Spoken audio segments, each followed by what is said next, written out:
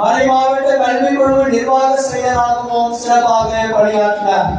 2017 இருந்து 2018 வரை பல்லாவரம் புனித பிரான்சிஸ் சவேரியார் பங்கில் பங்கு தந்தையாக பணியாற்றினார். பல்லாவரம் புனித செபாஸ்டியன் மெட்ரிகுலேஷன் பள்ளியில் தாளாளராகவும் பணியாற்றினார்.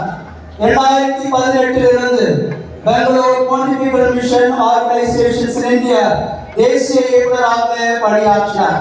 2002 இருந்து அவர் ஆயராக அறிவிக்கப்படுகின்ற வரையில் நற்செய்தி அறிவிப்பு CCBI கமிஷன் நிர்வாக செயலராக பணியாற்றினார்.